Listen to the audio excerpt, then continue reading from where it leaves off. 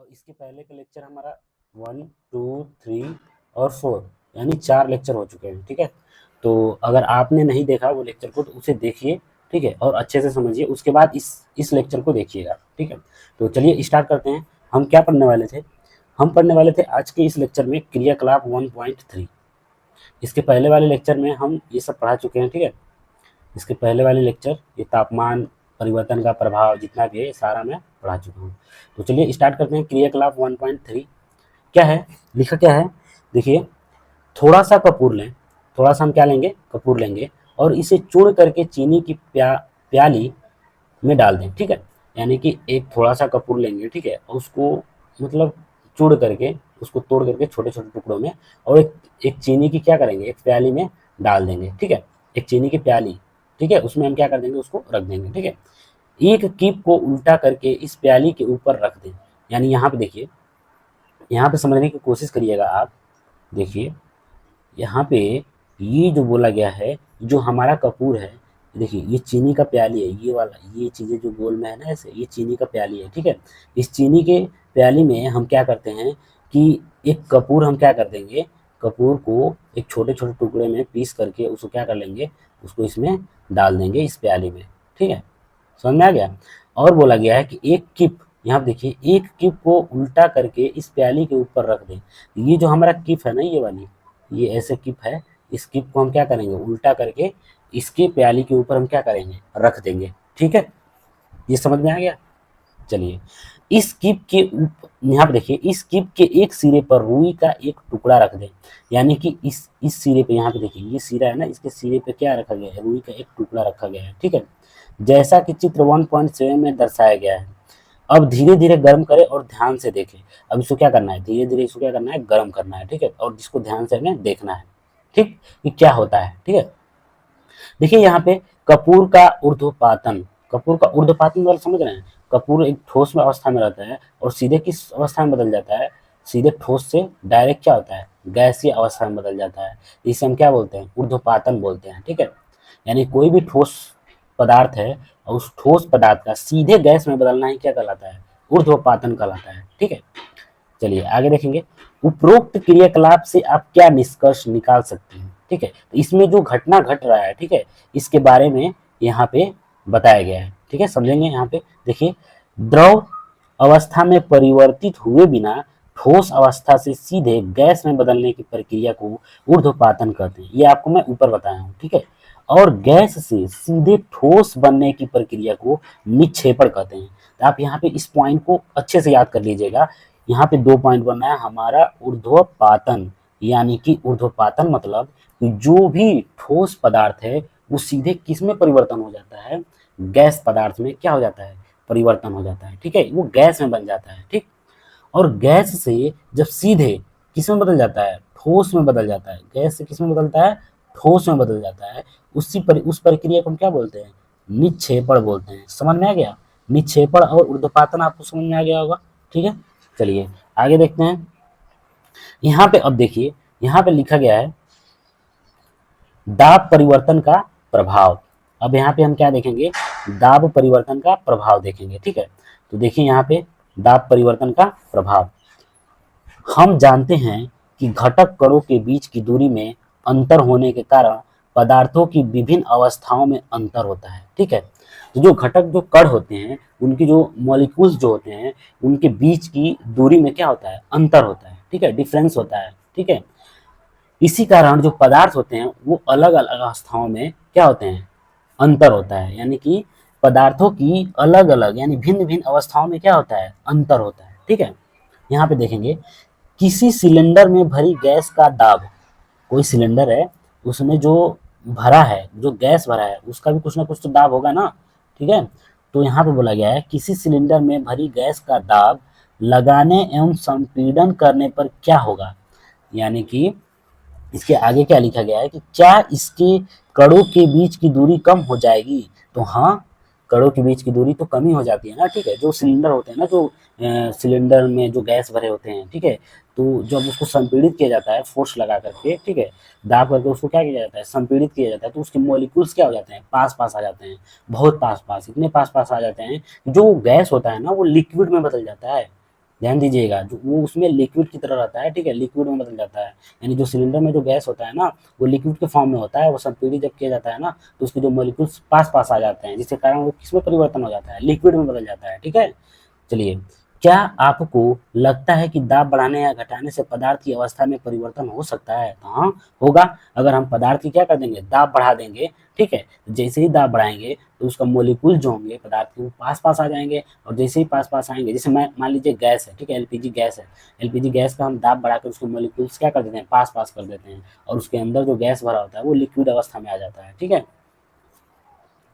आगे देखेंगे, आगे क्या कहा गया है, देखिए यहाँ पे, दाब बढ़ाने पर पदार्थ के कणों का समीप लाया जा सकता है, ठीक है। ये 1.8 में देखिए, यहाँ पे क्या गया है, यहाँ पे ये पिस्टन है, यहाँ पे क्या है, ये पिस्टन है, ठीक है, और ये हमारा सिलेंडर है, ये वाला साइड क्या है, हमारा सिलेंडर है, ठीक है। ये पिस्टन हो गया, ये सिलेंडर हो गया, ठीक है, समझा गया। और इस पिस्टन को क्या किया जा रहा है, देखिए यहाँ पे मॉलिक्यूल्स, यहाँ पे देखिए, दिख रहे हैं, देखिए यहाँ पे ये मॉलिक्यूल्स है, ठीक है, एक मिनट, यहाँ पे देखिए, यहाँ पे ये मॉलिक्यूल्स है, ये यहाँ पे दूर दूर है ना, ठीक है, ब्लैक ब्लैक से डॉट डॉट दिख रहे हैं, ये मॉलिक्यूल्स है, ठीक है, ये पिस्टन है हमारा। जब ये पिस्टन को नीचे की तरफ दबाया जाता है तो इसके मॉलिक्यूल्स क्या होते हैं, देखिए यहाँ पे कितने दूर दूर हैं, यहाँ पे कितने पास पास आ गए हैं, और दबाया जाता है तो कितनी पास पास आ गए यहाँ पे मॉलिक्यूल्स, ठीक है। तो यहाँ पे क्या हो जा रहा है कि जो गैस में है ना, ये सीधे इसमें लिक्विड में हो गया होगा, ठीक है, यानी इसकी पदार्थ की अवस्था में भी क्या हो जा रही है, परिवर्तन हो जा रही है, समझा गया। चलिए आगे देखते हैं, दाब के बढ़ाने और तापमान के घटने से गैस द्रव में बदल सकती है, ठीक है। तो यहाँ पे आपको मैं ऊपर बता दिया हूँ, जो गैस है किसमें बदल जाती है, द्रव में बदल जाती है, ठीक है। क्या आपने ठोस CO2 के बारे में सुना है, यानी कार्बन डाइऑक्साइड, ठीक है। इसे इसे उच्च दाब पर संग्रहित किया जाता है, इसे उच्च दाब पर क्या किया जाता है, हाई प्रेशर पे इकट्ठा किया जाता है, संग्रहित किया जाता है, ठीक है। जब वायुमंडलीय दाब का माप एक एटमॉस्फेयर यानी एटीएम इसको बोलते हैं शॉर्ट फॉर्म में, ठीक है, यानी कि जब वायुमंडलीय का दाब एक एटमॉस्फेयर हो तो ठोस CO2 द्रव अवस्था में आ जाए बिना सीधे किसमें परिवर्तन हो जाता है, पदार्थ की, देखिए यहाँ पे सीधे किसमें परिवर्तन हो जाता है, ऊपर देखेंगे यहाँ पे लिखा गया है CO2 द्रव अवस्था में आए बिना सीधे गैस में क्या हो जाता है, परिवर्तन हो जाता है, यानी कार्बन डाइऑक्साइड में क्या होता है, सीधे गैस में क्या हो जाता है, परिवर्तन हो जाता है। और आपको हमने बताया था कि जब ठोस से सीधे गैस में कोई पदार्थ बनता है, ठीक है, तो उसका नाम हम बोलते हैं, उसका नाम क्या बोलते हैं, ऊर्ध्वपातन, यानी उस प्रक्रिया को क्या बोलते हैं, ऊर्ध्वपातन हो रहा है इसके बीच में, ठीक है। अब जब सीधे गैस से कोई ठोस में परिवर्तन हो जा रहा है, लिक्विड नहीं, सीधे ठोस में बन जा रहा है, ठीक है, तो उसको हम क्या बोलेंगे, उसको हम बोलेंगे निक्षेपण हो रहा है, ठीक है। इस प्रक्रिया को हम क्या बोलते हैं, निक्षेपण बोलते हैं, ठीक है। यहाँ पर देखिए, यही कारण है कि ठोस कार्बन डाइऑक्साइड को शुष्क बर्फ यानी ड्राई आइस कहते हैं, ठीक है। इसी कारण से हम क्या बोलते हैं, इसी कारण को हम क्या बोलते हैं, यानी कि इसी कारण, मतलब यही कारण है, जो ठोस कार्बन डाइऑक्साइड होता है ना, उसको हम ड्राई आइस कहते हैं। तो यहाँ पे हमें एक और चीज मिल गया, ड्राई आइस, ठीक है, ड्राई आइस, यानी ड्राई आइस किसे बोलेंगे, तो ठोस कार्बन डाइऑक्साइड को हम ड्राई आइस के नाम से जानते हैं, ठीक है। यहाँ तक समझ में आ गया, ठीक है। चलिए आगे देखते हैं, आगे कहा गया है कि इस तरह से हम, यहाँ पे देखिए, इस तरह से हम कह सकते हैं कि पदार्थ की अवस्थाएं यानी ठोस, द्रव और गैस, समझा गया, पदार्थ की अवस्थाएं ठोस, पहला हो गया ठोस, दूसरा द्रव और तीसरा गैस, ठीक है, दाब और ताप के द्वारा तय होती है। यानी कोई सा भी पदार्थ है, चाहे ठोस हो, चाहे द्रव है, चाहे गैस है, यानी इसका जो है दाब और तापमान के द्वारा हम क्या करते हैं, तय करते हैं कि वो ठोस है या द्रव है या गैस है, ठीक है, समझा गया। यानी इससे हमें निष्कर्ष निकलता है कि दाब और तापमान में परिवर्तन अगर कर दिया जाए तो कोई सा भी पदार्थ अगर ठोस में है तो वो किसमें बदल सकता है, द्रव में या गैस में बदल सकता है, ठीक है। या गैस में कोई पदार्थ है, अगर उसको हम दाब और ताप में परिवर्तन कर दिया जाए तो किसमें बदल सकता है, गैस में, द्रव में बदल सकता है, ठीक है, या ठोस में बदल सकता है, समझ में आ गया। चलिए यहाँ पे ये बनाया गया है, 3 अवस्थाओं में पदार्थ की अंतर रूपांतरण है, ठीक है। तो यहाँ पे तो हम लोगों ने समझ लिया अच्छे से, इसको तो आपको समझने में कोई दिक्कत नहीं होगा, ठीक है। यहाँ पे देखिए, यहाँ पे ठोस है ना, ठोस, ठोस, ठीक है, ये हमारा ठोस है, ये इस वाले एरो को ध्यान दीजिएगा, ये वाले एरो, ये जो एरो है ना, इसको ध्यान दीजिए, संगलन संगलन गलन समझ में आ रहा है कि जो ठोस है ना वो गल रहा है, ठीक है, गल के किस में आ जाएगा, द्रव में आ जा रहा है, ठीक है। तो यहाँ हमारा किस में बदल जा रहा है, द्रव में बदल जा रहा है, समझ में आ गया। हम पहले ऐसे चलेंगे, ठीक है, ऐसे, ठीक है। तो हमारा यहाँ पे ठोस का क्या हुआ, संगलन हुआ, ठोस गला, गल के क्या हुआ, द्रव में, जिसको हम क्या बोलेंगे, संगलन बोलेंगे, ठीक है। अब सीधे आ जाएंगे द्रव, द्रव को हम क्या करेंगे, टेम्परेचर देंगे, ठीक है। टेम्परेचर देने के बाद इसका वाष्पीकरण होगा, ठीक है। सीधे टेम्परेचर देंगे तो किस में बदल जाएगा, गैस में बदल जाएगा। जब ये गैस में बदल जाएगा तो इसका नाम क्या देंगे, इसका नाम हम बोलेंगे वाष्पीकरण हो गया, ठीक है। अब सीधे गैस से किस में बदल जा रहा है, गैस से सीधे देखिए यहाँ पे इंपॉर्टेंट है, यहाँ पे देखिए सीधे गैस से किस में बदल जा रहा है, ठोस में बदल जा रहा है। यहाँ पे इसको लिक्विड में बदलना चाहिए ना, समझ में आ रहा है, यहाँ पे लिक्विड में बदलना चाहिए, लेकिन सीधे किस में बदल रहा है, सीधे ये ठोस में बदल जा रहा है, ठीक है। तो इस घटना को हम क्या नाम देंगे, इस घटना को हम क्या बोलेंगे, निक्षेपण नाम देंगे, ठीक है। इसको हम क्या बोलेंगे, निक्षेपण हो रहा है, ठीक है। तो चलिए ये हमारा समझ में आ गया एक तरीके से। अब इधर देखिए, अब मान लीजिए हम यहाँ पे आते हैं द्रव पे, ठीक है, फिर से आते हैं इस वाले द्रव पे, ठीक है, यहाँ पे आते हैं द्रव पे, ठीक है, यहाँ पे देखिए ध्यान से, ठीक है, द्रव पे आते हैं।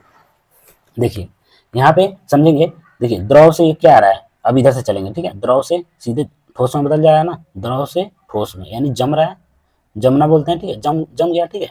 और फिर इधर ठोस से क्या हो जा रहा है, ठोस से सीधे गैस में बदल रहा है, यानी क्या हो गया, इसका ऊर्ध्वपातन हो रहा है। देखिए यहाँ पे भी, यहाँ पे जल में नहीं बदल रहा है ठोस से, सीधे ठोस से किस में बदल जा रहा है, गैस में बदल जा रहा है।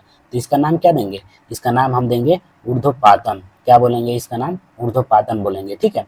अब यहाँ पे देखिए, अब गैस से सीधे क्या हो रहा है, गैस से द्रव में बदल रहा है। अब ये गैस से किस में बदलेगा, देखिए यहाँ पे ये गैस है, गैस से सीधे ये द्रव में बदलेगा, द्रव में बदलेगा। तो इसका हम नाम क्या देंगे, इसका हम नाम देंगे संघनन, क्या बोलेंगे, संघनन, यानी गैस से क्या हो रहा है, द्रव में बदल रहा है, ठीक है। ये आपको समझ में आ गया। चलिए अब यहाँ पे देखिए, यहाँ पे प्रश्न दिया गया है, आप अपने मन से कीजिएगा, ठीक है। मैं सारी प्रश्नावली में सारा डाउट क्लियर कर दूंगा, ठीक है। तो चलिए यहाँ पे देखिए, जब मैं इसका प्रश्नावली सॉल्व कराऊंगा तो सारा डाउट उसी प्रश्नावली में मैं क्लियर कर दूंगा, ठीक है। तो यहाँ पे आप समझ करके आप खुद से करिएगा इसको सॉल्व करना, ठीक है। यहाँ पे लिखा गया है कि प्रश्न है, निम्नलिखित तापमान को सेल्सियस में बदलें, सेल्सियस में इसको बदल लीजिएगा, इसका फार्मूला होता है, ठीक है। तो उस पर केल्विन को किसमें बदलना है, सेल्सियस में बदलना है, ठीक है। तो आप कोशिश करिएगा, ठीक है। प्रश्नावली में ये सब सारे प्रश्न आएंगे, आप टेंशन ना लीजिए, ठीक है। देखिए यहाँ पे निम्नलिखित तापमान पर जल की भौतिक अवस्था क्या होगी, यानी इस टेम्परेचर पे जो जल की भौतिक अवस्था क्या होगी और इस टेम्परेचर पे जल की भौतिक अवस्था क्या होगी, आपको बतानी है, ठीक है।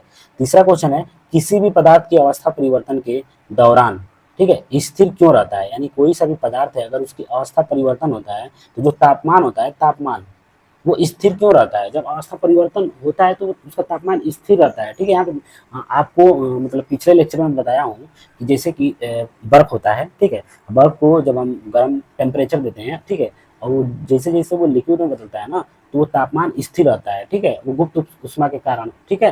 तापमान अभी क्या रहता है, उसका स्थिर रहता है, तापमान परिवर्तन नहीं होता है, ठीक है। उसका टेम्परेचर एक ऐसी मतलब कंडीशन आ जाती है कि उसका तापमान क्या होता है, उसका तापमान बदलने लगता है, ठीक है। यहाँ पे देखिए, वायुमंडलीय गैसों को द्रव में परिवर्तन करने के लिए कोई विधि सुझाई है, यानी कोई भी वायुमंडलीय गैस है उनको किस में बदल देंगे, द्रव में बदलना है, द्रव में परिवर्तन करना है तो कोई विधि आपको सुझाना है, ठीक है, ये आपको बताना है, ठीक है। अरे वायुमंडलीय गैस है उसको हम किस में बदलना है, द्रव में बदलना है, तो कोई आपको इसमें विधि आपको बतानी पड़ेगी, ठीक है। यहाँ पे देखिए वाष्पीकरण, तो हम नेक्स्ट लेक्चर में हम क्या पढ़ेंगे, नेक्स्ट लेक्चर में हम पढ़ेंगे वाष्पीकरण को अच्छे से समझेंगे, ठीक है, वाष्पीकरण, ठीक है, वाष्पीकरण होता क्या है, ठीक है, ये मोस्ट इंपॉर्टेंट है, इसको आपको मैं अच्छे से समझाऊंगा, ठीक है, वाष्पीकरण क्या होता है, ठीक है। और कितना बचा हुआ है देख लीजिए, और बस नेक्स्ट वीडियो में मैं कंप्लीट करा दूंगा इसको, पूरा पूरा थ्योरी आपका कंप्लीट हो जाएगा नेक्स्ट वीडियो में, ठीक है। और उसके अगले वाले वीडियो में जब आएगा, ठीक है, लेकर के आऊँगा मैं, तो अगला वीडियो जब आएगा ना तो उसमें हम आपको अभ्यास वाले प्रश्न को सॉल्व बनाएंगे। देखिए ऊपर जो था ना, निम्नलिखित तापमानों को सेल्सियस इकाई में परिवर्तन करिए, ठीक है, ये वाला क्वेश्चन ऊपर था ना, ठीक है। तो मैं ऊपर इसलिए आपको दिया हूँ करने के लिए, ठीक है, नीचे मैं आपको समझा दूंगा सारे, ठीक है। तो ये जो प्रश्न दिए गए हैं सारे आपको सॉल्व कराऊंगा, ठीक है, समझ आ गया। उसके बाद हमारा ये पहला चैप्टर समाप्त हो जाएगा, हमारे आसपास के पदार्थ वाला जो पहला चैप्टर है ये समाप्त हो जाएगा, ठीक है। तब हम अगले चैप्टर पे चलेंगे, ठीक है। तो वीडियो देखने के लिए धन्यवाद।